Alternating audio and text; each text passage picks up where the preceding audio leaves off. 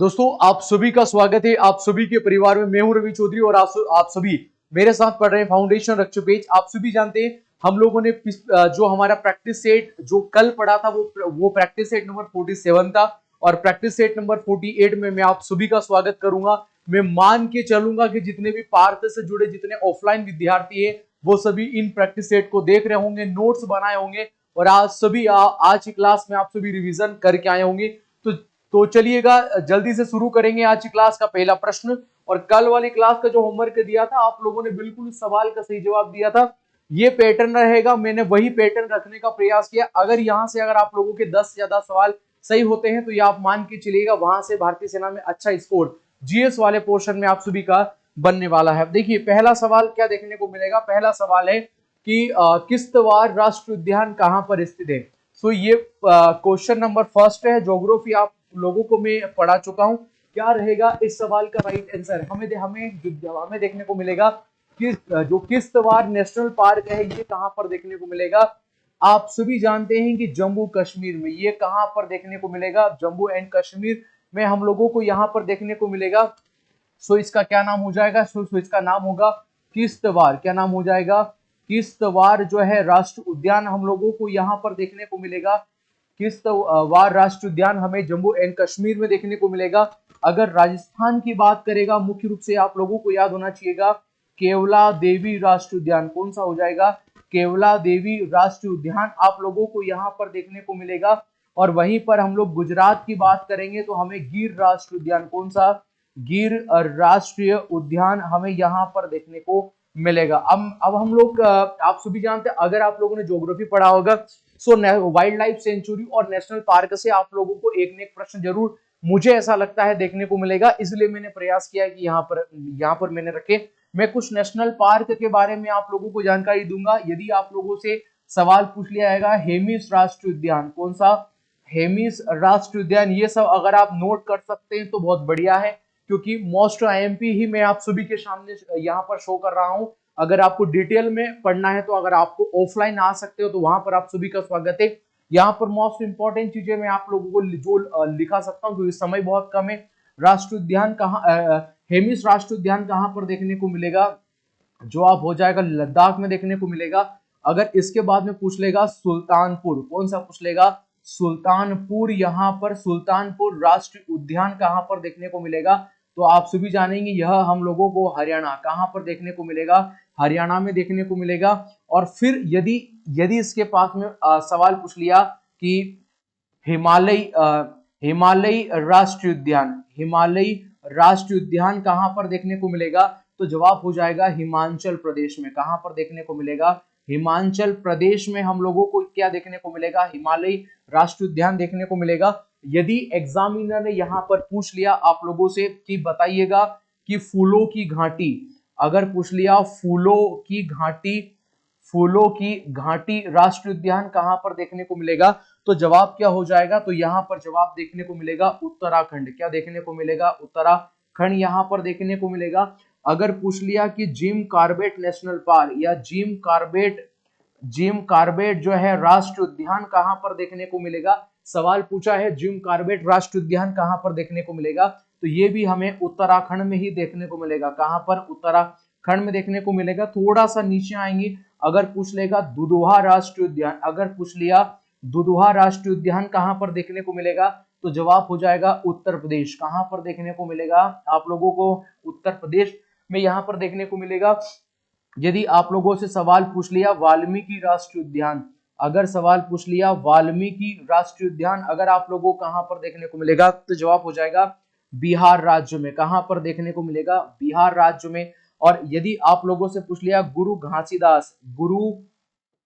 घासीदास, ये घासीदास है, सही तरीके से लिख लीजिएगा, गुरु घासीदास राष्ट्रीय उद्यान कहां पर देखने को मिलेगा तो गुरु घासीदास राष्ट्रीय उद्यान आप लोगों को छत्तीसगढ़, कहां पर देखने को मिलेगा, छत्तीसगढ़ में देखने को मिलेगा। और फिर यदि आप लोगों के पूछ लिया कान्हा किसली नेशनल पार्क, कान्हा किसली, अगर सवाल पूछ लिया कान्हा किसली राष्ट्रीय उद्यान कहां पर होगा तो हमारा प्यारा मध्य प्रदेश। कहां पर हो जाएगा, हमारा प्यारा मध्य प्रदेश आप लोगों को होगा, यहीं पर देखने को मिलेगा। और यदि इसके बाद में पूछ लिया पेंच राष्ट्रीय उद्यान, कौन सा, पेंच राष्ट्रीय उद्यान, तो ये भी हमारे मध्य प्रदेश में जो यहाँ पर जो पड़ जाएगा, अगर पूछ लिया दुर्गावती जो है राष्ट्रीय उद्यान, ये टाइगर रिजर्व है, ये भी हमारे मध्य प्रदेश में पड़ेगा।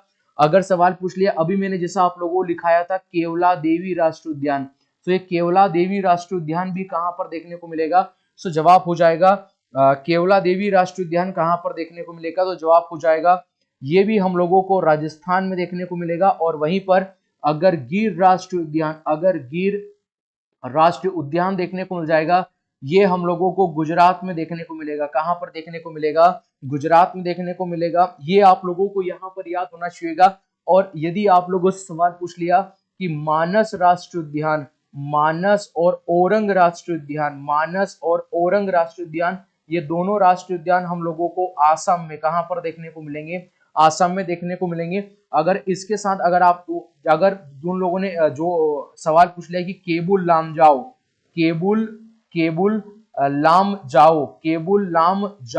अगर ये सवाल पूछ लिया तो ये राष्ट्रीय उद्यान कहां पर देखने को मिलेगा?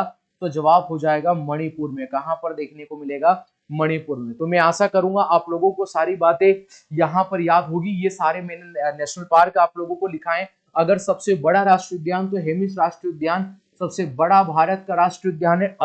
अगर आप लोगों से सवाल पूछ लिया तो आशा करूंगा ये आप लोगों को यहाँ पर अप्रोच ये लगानी है। मेरा अंत में यही प्रयास है, मैं जितना ज्यादा पढ़ा सकता हूँ ऑफलाइन या चाहे ऑनलाइन क्लासों में, उतना आप लोगों का फायदा होगा। ठीक है, अंत में आप लोगों के लिए एक सवाल रखा है, अगर कमेंट सेक्शन में आता हो तो सवाल का जरूर जवाब दीजिएगा। आइए सवाल नंबर 2 पर चर्चा करेंगे। और सवाल नंबर 2 है आटाकामा का मरुस्थल कहां पर देखने को मिलेगा? ये आटाकामा का मरुस्थल है, क्या हम लोगों को आपके एशिया में देखने को मिलेगा, यूरोप में, अफ्रीका में, या फिर दक्षिण अमेरिका में आप लोगों को यहाँ पर देखने को मिलेगा? आटाकामा का डेजर्ट आप लोगों से सवाल यहाँ पर पूछा है। सो आप लोगों को याद होना चाहिए, अगर सवाल कुछ मरुस्थल पर चर्चा हो जाए, क्योंकि पिछली बार भी एक मरुस्थल वर्ल्ड ज्योग्राफी में से देखने को मिलेगा, हालांकि वर्ल्ड ज्योग्राफी में पढ़ा चुका हूं। सो अगर आप लोगों को याद होना चाहिए, अगर पूछ लिया आटाकामा का मरुस्थल अगर आप लोगों से सवाल पूछ लिया तो हमें एक चिली कंट्री, कौन सी कंट्री? चिली में हम लोगों को यहाँ पर देखने को मिलेगा एक आप लोगों का नामीबिया का मरुस्थल। कौन सा मरुस्थल? नामीबिया का मरुस्थल। नामीबिया में ही हम लोगों को यहाँ पर देखने को मिलेगा। अगर सवाल पूछ लिया एरिजोना का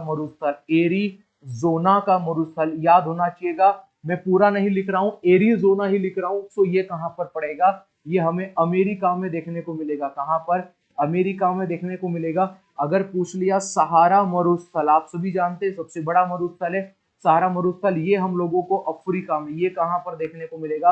अफ्रीका में देखने को मिलेगा। नो डाउट थार मरुस्थल तो आप सभी जानते हैं हमारा प्यारा भारत में देखने को मिलेगा। इसके बाद में तकला माकन का मरुस्थल यदि आप लोगों से सवाल पूछ लिया तो चीन में हमें देखने को मिलेगा। अगर पूछ लिया हमें जो है गोबी का मरुस्थल, कौन सा मरुस्थल? अगर पूछ लिया गोबी का मरुस्थल कहां पर है, तो गोबी का मरुस्थल अगर आप लोग जानते हैं कि ये हमें मंगोलिया में देखने को मिलेगा। कहां पर?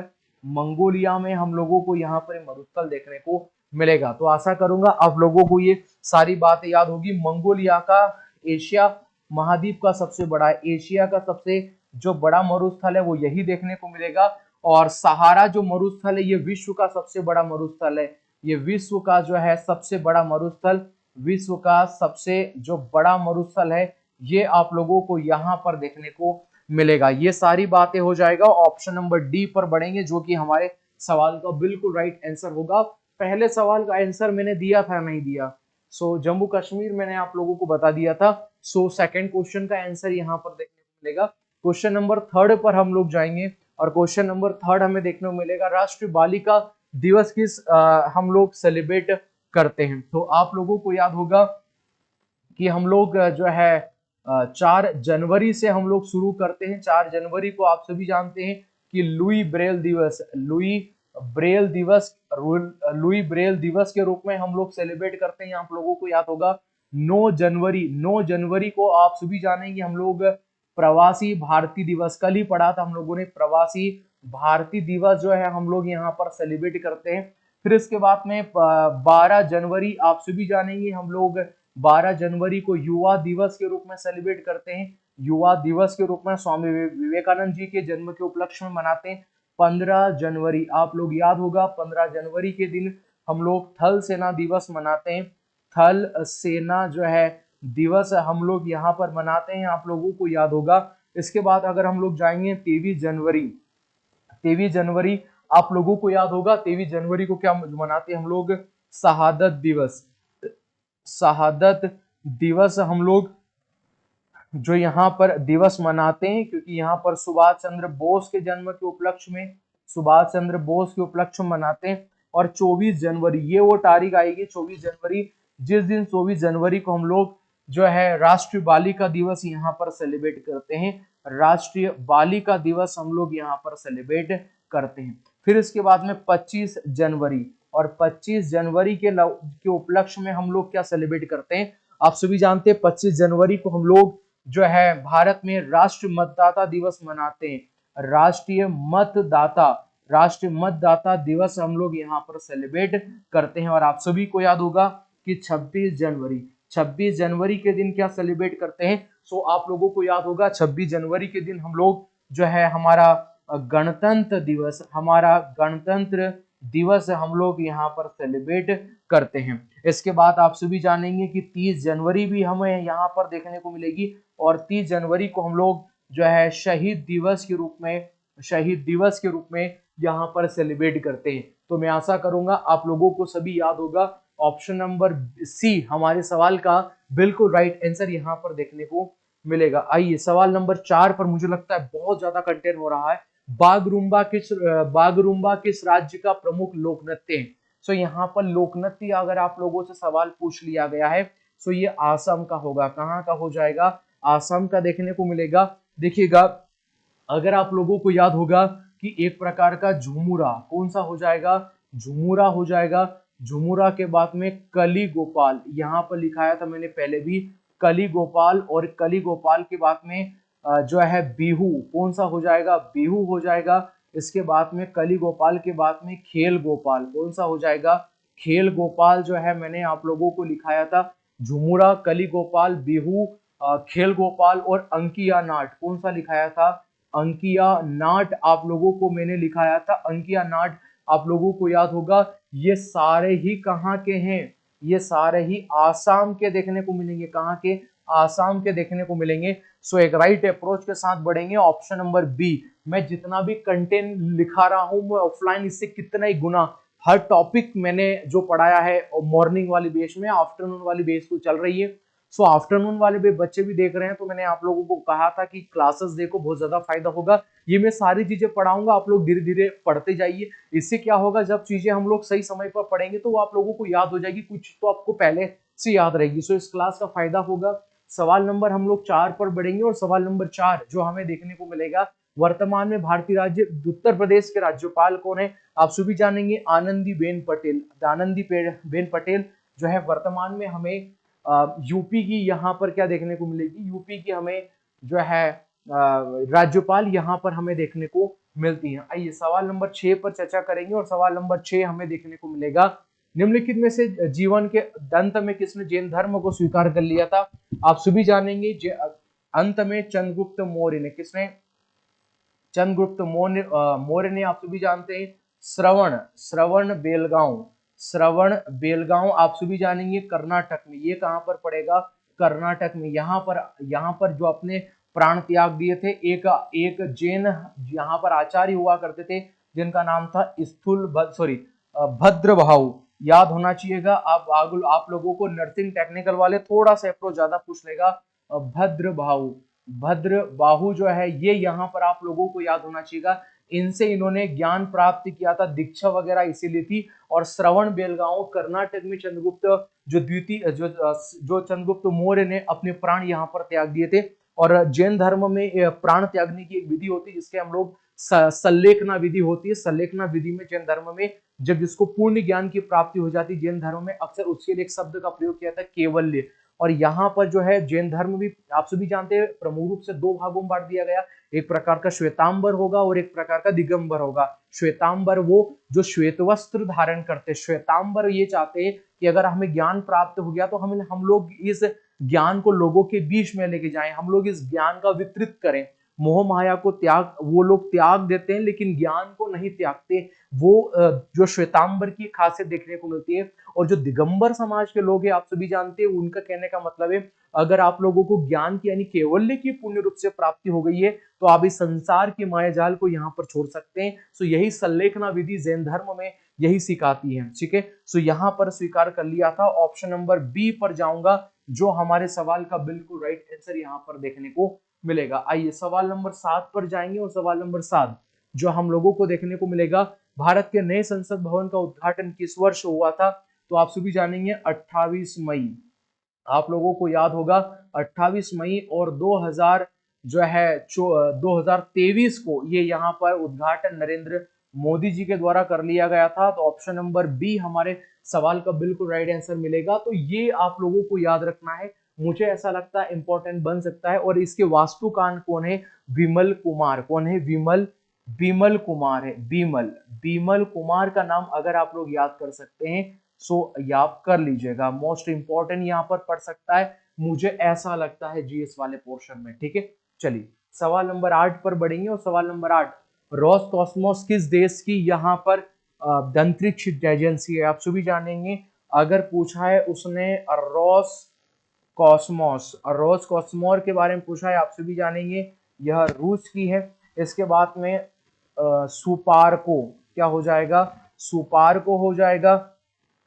ये नल्ले पाकिस्तान की है, आप सभी जानेंगे। ये इसकी यहाँ पर एजेंसी है। इसके बाद में जाक्सा JAXA जाक्सा जापान की आपको यहाँ पर अंतरिक्ष देखने को मिलेगी। और इसके बाद में जो है ESA ये आप लोगों को यूरोपीय एजेंसी देखने को मिलेगी। सो सबसे मोस्ट पावरफुल हम लोग रखते हैं नासा आप सभी जानेंगे। USA की हमें देखने को मिलेगी। और प्यारा भारत की सबसे शिखर पर इसरो आप सभी जानेंगे, यह भारत की हमें यहाँ पर देखने को मिलेगी। सो मैं मान के चलूंगा ये सारी चीजें आप लोगों को याद होगा, क्योंकि मुझे ऐसा लगता है साइंस और विज्ञान में से ये क्वेश्चन बन सकता है। सो मैंने आप लोगों को ये यहाँ पर ये पढ़ाया था। चलो सवाल नंबर 9 पर मैं जाऊंगा और सवाल नंबर 9, अरुणाचल प्रदेश जो है इसकी वर्तमान मुख्यमंत्री कौन है? मैंने पहले भी कहा था मुख्यमंत्री आप लोगों को याद होना चाहिएगा। ऑप्शन नंबर बी हमारे सवाल का बिल्कुल राइट आंसर होगा। प्रेमा खांडू आप लोगों को यहाँ पर देखने को मिलेंगे। प्रेमा खांडू बिल्कुल इस सवाल का बिल्कुल राइट आंसर यहाँ पर आप लोगों को देखने को मिलेगा। सवाल नंबर 10 और सवाल नंबर 10 इस प्रकार से है कि 42वां संविधान संशोधन अधिनियम 1976 के द्वारा भारतीय संविधान में कितने मौलिक कर्तव्य शामिल किए गए थे? सो ये 10 शामिल किए गए थे। ठीक है, ये कितने शामिल किए गए थे? पहले 10 शामिल किए गए थे, फिर बाद में एक यहाँ पर जोड़ लिया गया था जो कि शिक्षा का जो है प्रावधान की यहाँ पर बात करता था। आप लोगों को याद होना चाहिए। और इस ये जो है हमने जो मौलिक कर्तव्य का जो प्रावधान हम लोगों ने किस देश से लिया है? सो आप सभी जानते हैं कि हम लोगों ने सोवियत संघ या रूस से लिया है। किस समिति की सिफारिश पर? तो आप लोग जानते हैं सरदार स्वर्ण सिंह समिति की सिफारिश पर हम लोगों ने इसको शामिल किया था। सो ऑप्शन नंबर सी पर ही हम लोग जाएंगे, ये हमारे सवाल का बिल्कुल राइट आंसर होगा। सवाल नंबर 11 पर बढ़ेंगे और सवाल नंबर 11 जो हमें इस प्रकार से देखने को मिलेगा, लोसुंग उत्सव किस राज्य में सेलिब्रेट किया जाएगा? सिक्किम में। कहां पर? सिक्किम में। आप सभी जानेंगे ये जो लोसुंग उत्सव है ये मुख्य रूप से सिक्किम का, और बाद में हम लोगों ने इसको नववर्ष कहा था। क्या कहा था? नववर्ष कहा था। आप लोगों को याद होगा अच्छे तरीके से। ऑप्शन नंबर डी हमारे सवाल का बिल्कुल राइट आंसर यहाँ पर हमें देखने को मिलेगा। एक मिनट मैं लाइट सही से चालू करके आया।